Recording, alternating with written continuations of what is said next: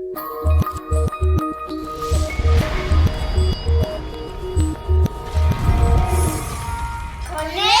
Africa. Hello, greetings. Welcome to my show. Welcome to Connect Africa. Thank you very much for your subscription to the show. So today our guests are a couple, right? Direct from Shashemene. This couple are actually they are entrepreneurs and also recently they have started their own YouTube channel. So we will be talking about actually their repatriation journey and also their adaptation in Ethiopia. And also how you know that a couple of years ago the Ethiopian government had issued a national ID for the Rastafari community. So how did this affect positively or negatively to the Rastafari community, and what is missing? And also, last but not least, so many of you have been asking about this after the eruption of the violence a couple of months ago. You wanted to hear updates about Shashemene and particularly about the Rastafari community. So they will be also telling us about this. So stay tuned with me to hear what they have to say about all this, and don't forget to subscribe.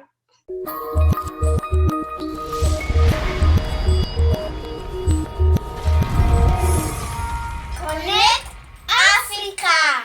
Hello, greetings everyone. Welcome to my show, Sister Abiola and Brother Legal. Thank you for being a guest on my show here at Connect Africa. And thank you for our viewers, for those of you who subscribed. Today we have here straight out of Shashemene, Sister Abiola and Brother Legal, and they will introduce themselves to us. Sister Abiola, go first. Okay, so thanks very much for having us on your show. And my name's Abiola Wilson. I have lived in Ethiopia. I'm originally from the UK, but my parentage is half Nigerian, half Norwegian. I've now been living in Ethiopia for nearly 21 years. Thank you.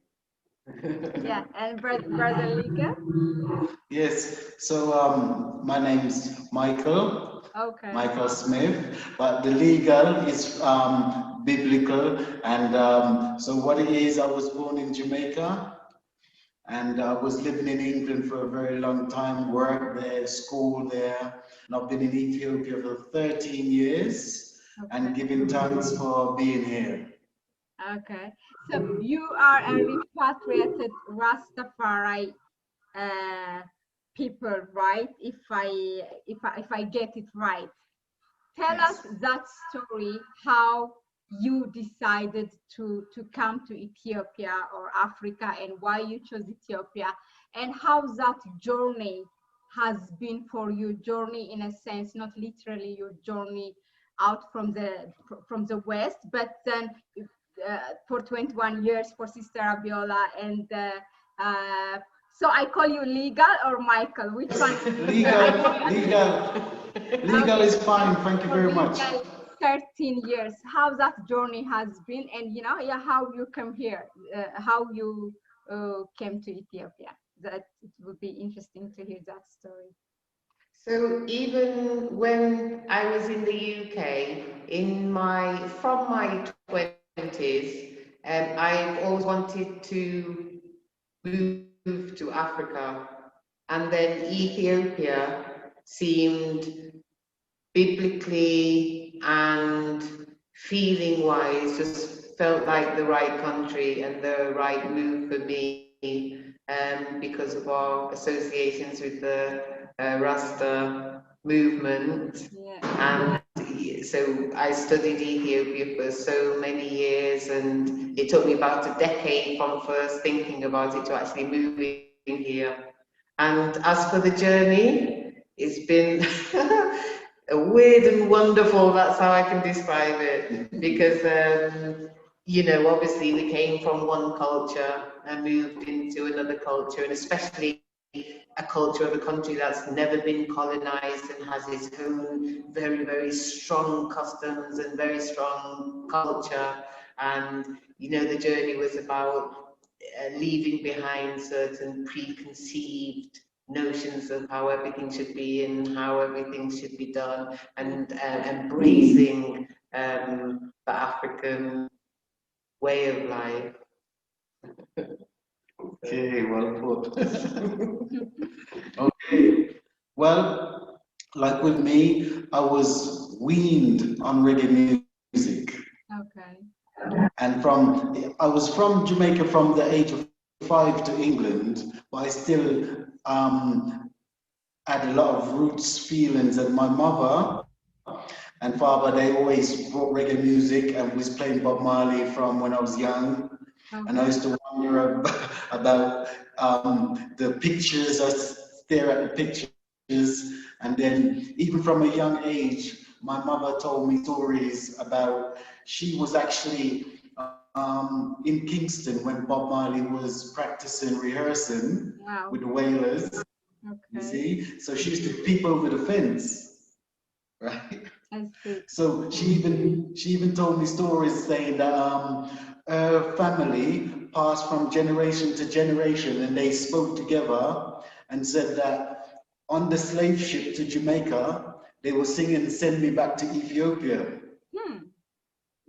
Right? And Ethiopia used to be a bigger region from history, smaller now, yeah?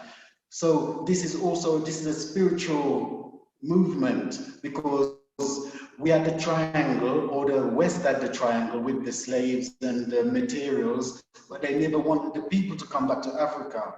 But our spirit is here, so we end up here. They can't stop it.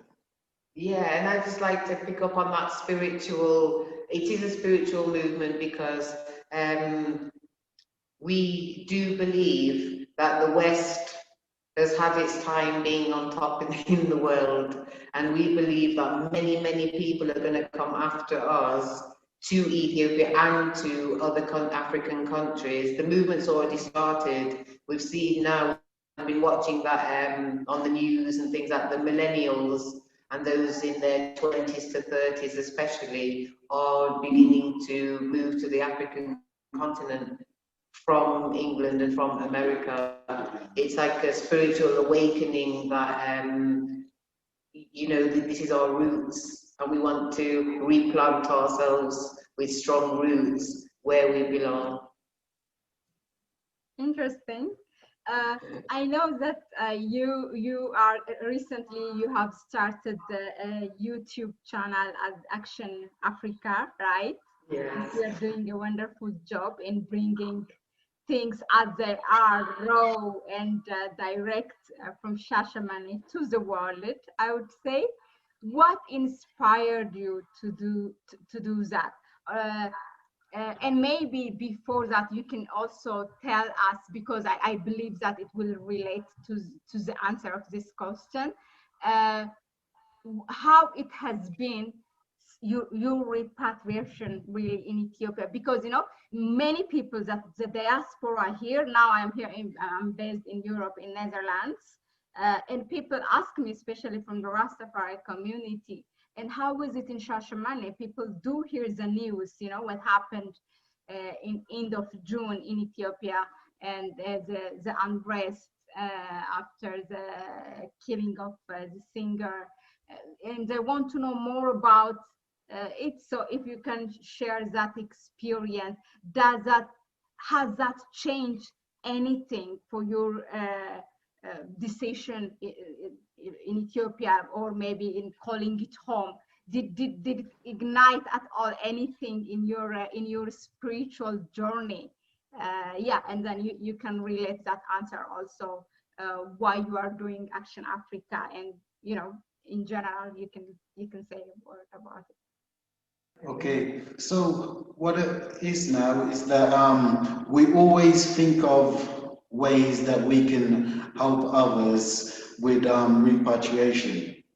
Now, we was actually working in Awassa for 1 year until what happened is that in April is when we got the inspiration to start working online. And what we do, we listen to our vibes within, and the Almighty speaks, yes, to all of us, because it gives good words. So then we start to think, how else can we help with repatriation? So we thought about going online and on YouTube. We didn't know anything about editing. We don't know anything about the ways to do with the vlogging. So we just started to learn, how do you vlog? And how do you edit? And how to edit things since April. Yes. So then we, where we are now at Lily Valley Hotel, what we was doing is that we was coming to do a vlog here. We know the owner. We used to work here as well, and in Shashemene. So we decided to work together. Now, the day that we was gonna move to Shashemene, which was the 30th of June, we was waiting for the driver. We packed everything, and then the driver, we called him 6 o'clock in the morning, 6:30. He said he's now on his way. He called us back and said, I can't move, the roads are closed down, there's fire, Highly's on fire, Highly Hotel. Yeah. So we was already moving in, and then we got stepped back, and we found out about the killing of the singer, and everything got revealed bit by bit. Well, I'd like to say as well, the poignant thing is that we're actually at this moment recording from inside the Lily of the Valley, which was very, very badly damaged. But we are going to be part of the revitalization of Shashemene, including the hotel. And what inspires me, because it was a shock, and even in one of our blogs, I even said I wasn't sure whether we'd ever, come back to live here. But the inspiration that we've got from the people around, the inspiration from the young people who are just completely determined to rebuild their, and carry on with what they're doing. They're not phased one little bit. So people are telling us we're inspiring them, and they're inspiring us. And we've made the decision that we're going to play a part in the bringing back up of Shashemene, because it's world famous. It's a spiritual base for a lot of people. Because what happened as well is that we didn't want to say to the owner of Lily Valley, we were going to do business before, now that it's burned down, goodbye. We thought we'll still be with her, we'll help her, because she came with us for a while in Awassa, then we're together now, and we're going to stay together and work together. And we wasn't sure how the future would pan out, but now we know that we will continue on this journey.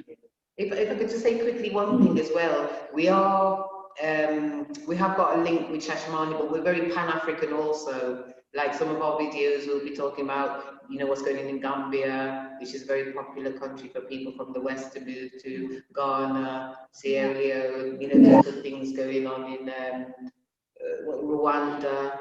We're still Pan-African minded, and we still will give advice to people who not necessarily just want to come to Ethiopia, even though that's our prime thing. Now I know it's good that you mentioned the Lily of the Valley Hotel. I know that you had, I think, a restaurant inside the Lily of the Valley Hotel, right? Before we used to. So before all this chaos happened, you already closed the restaurant.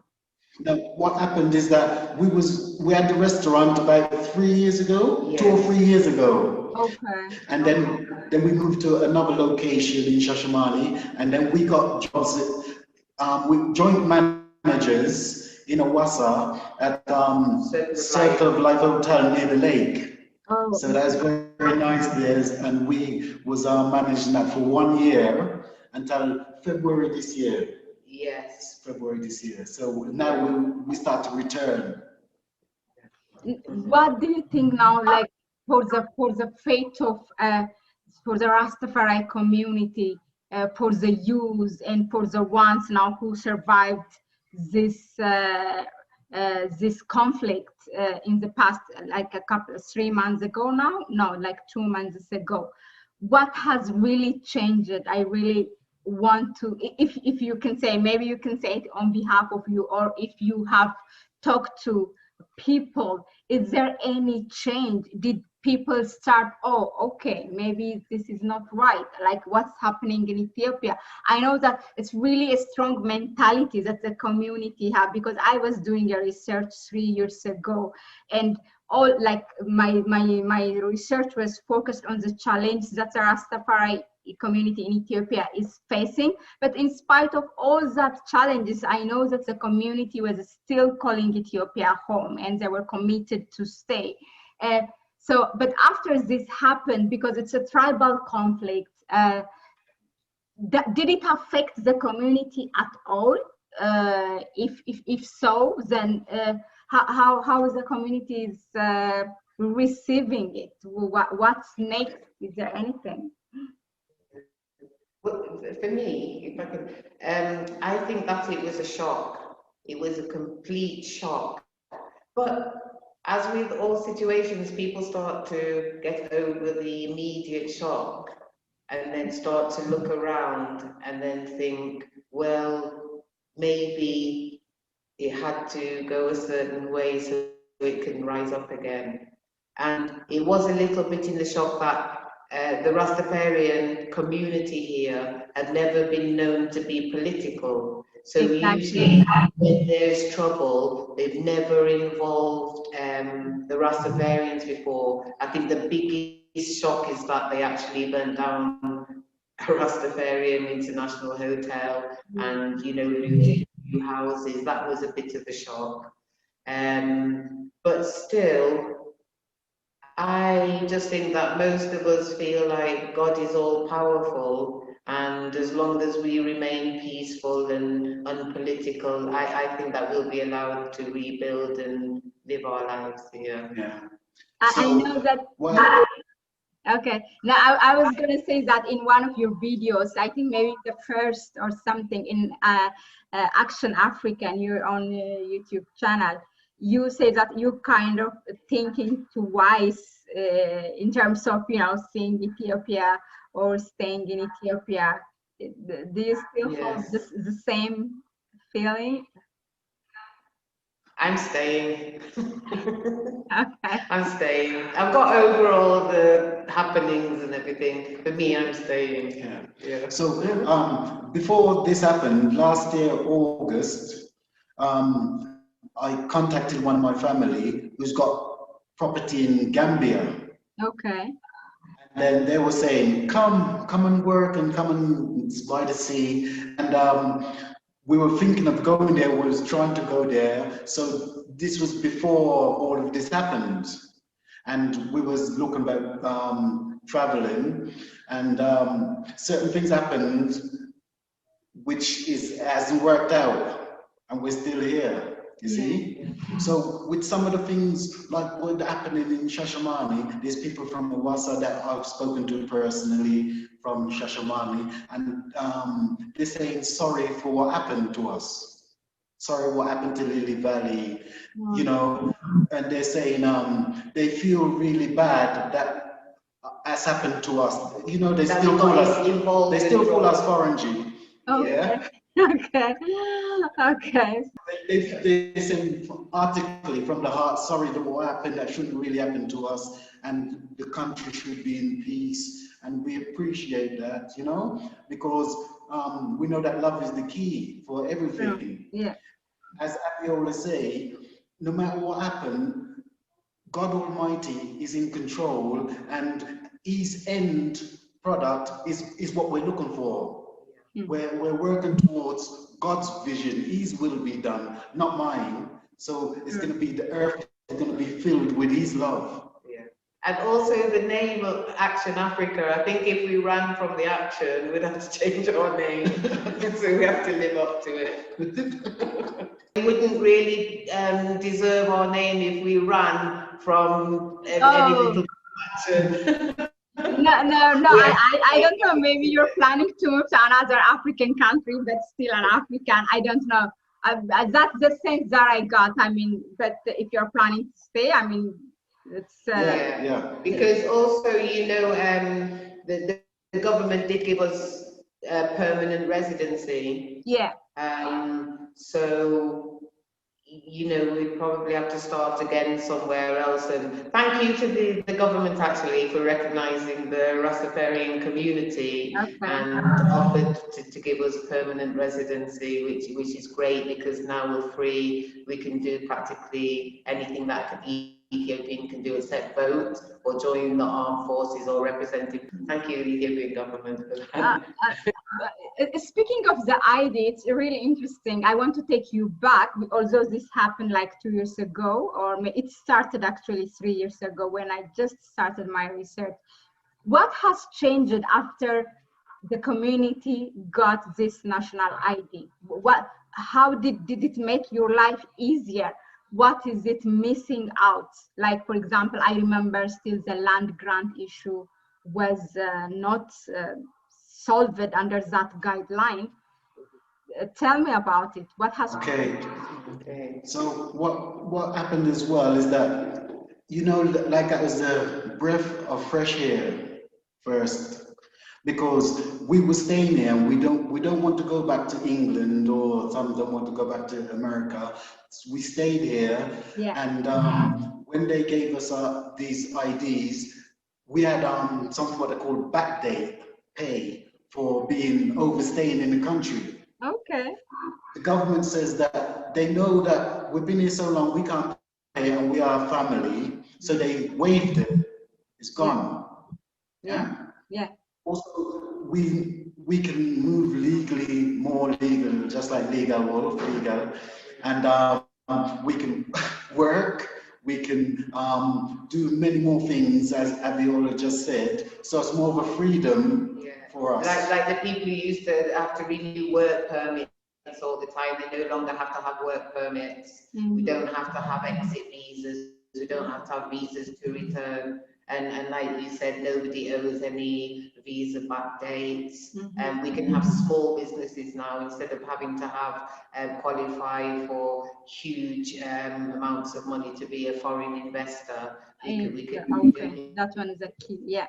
So I would think that our children also can go to university, not as foreign students, I think.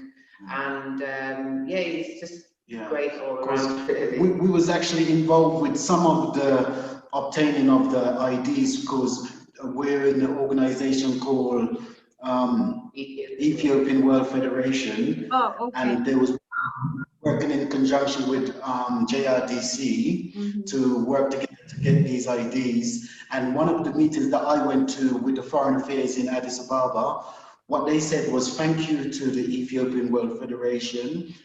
From the time of the Second World War, the time when Italy attacked Ethiopia, and there was people from all around the world sending money to Ethiopia to help with the food struggle, whatever it was that they needed. So they're saying, whenever other people forgot about Ethiopia, Jamaicans, Rastafarians in general, and Americans, Rastafarians never forgot about Ethiopia.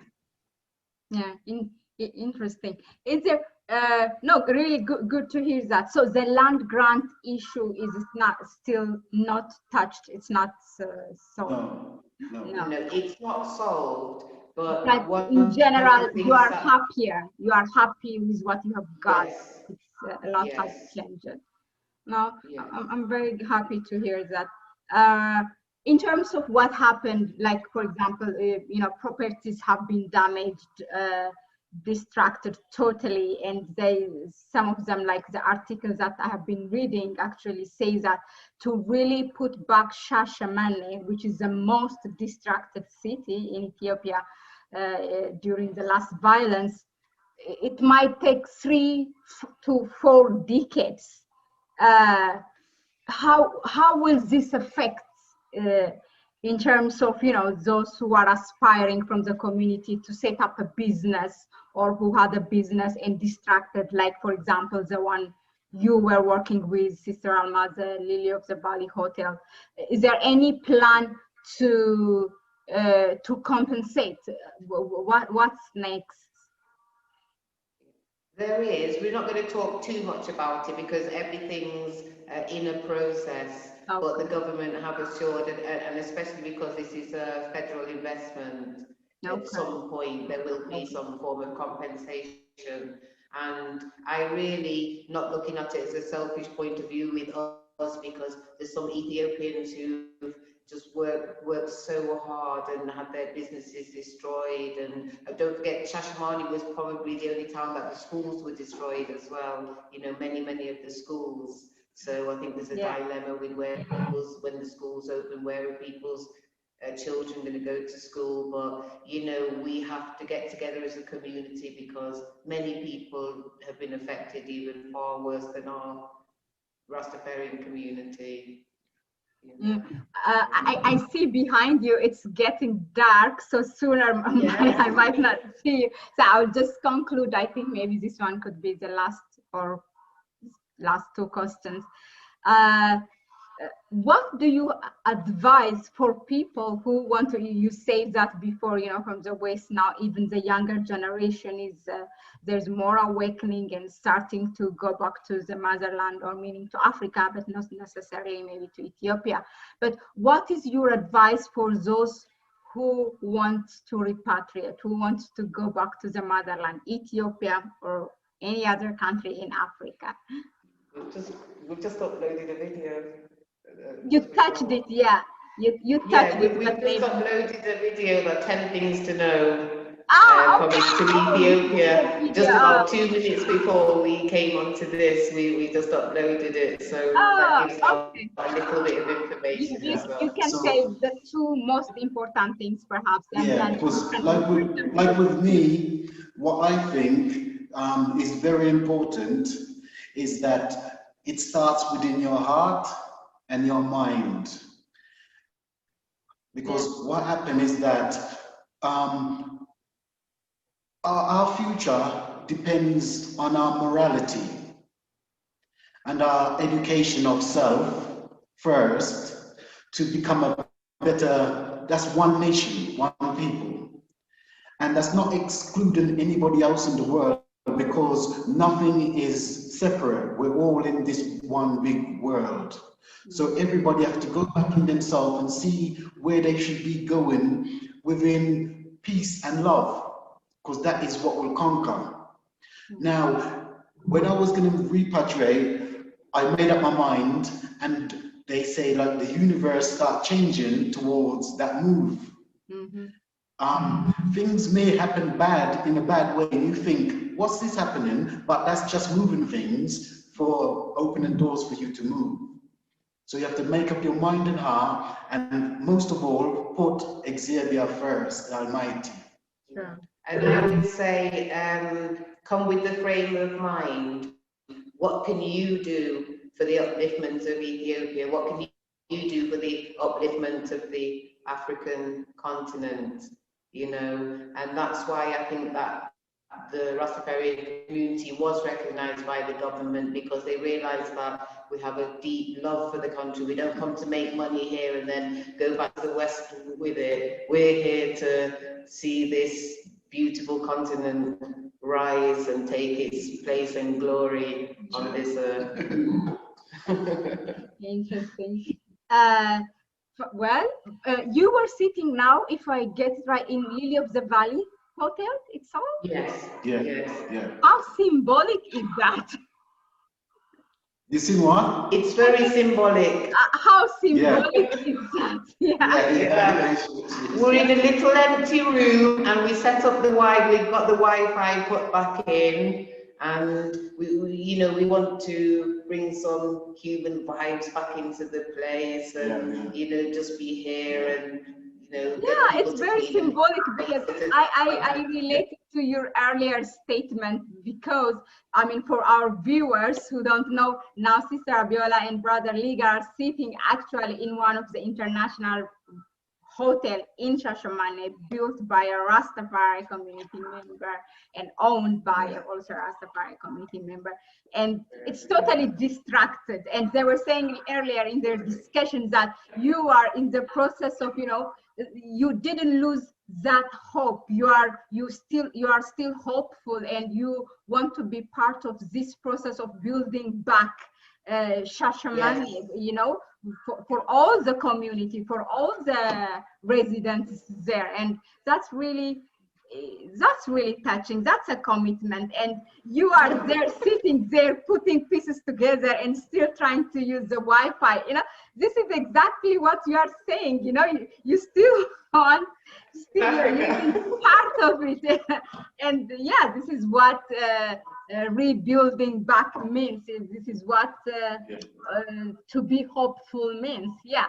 So just I'll give you the opportunity to say, about for those of you who don't know, like our viewers, Sister Abiola and Brother Legal, they opened YouTube channel recently, and they are bringing live and direct things what are happening in Shashemene and their personal experience as well, which is really great.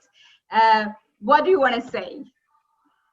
You can say anything like Okay, well, even meeting you and other wonderful people who are commenting, we haven't got a million viewers and all that, we're just starting up, but the response we're getting is just so heartwarming that we're just going to carry on, and we hope along the way that we can encourage people to actually think about the African continent and think about building it up, and what can we do to make Africa the greatest continent on earth. People really small task. So like now, what I was saying is, first I'll say thank you to you for your patience. Oh, thank you for you too.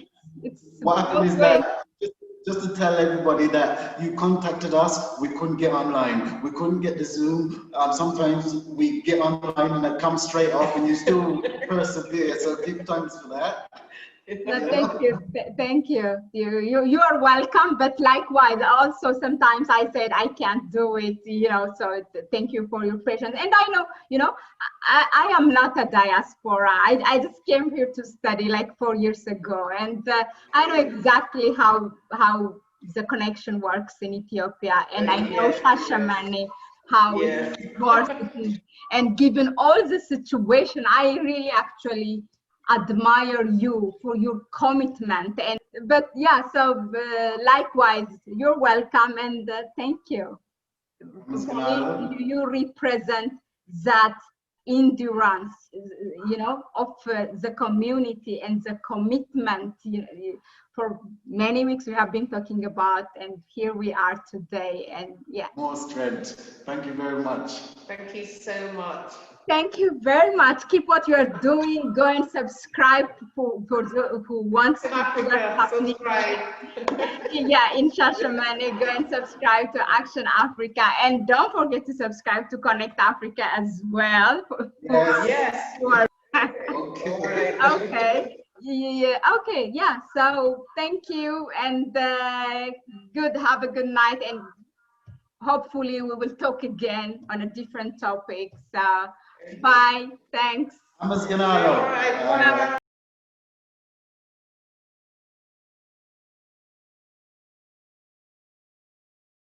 Bye.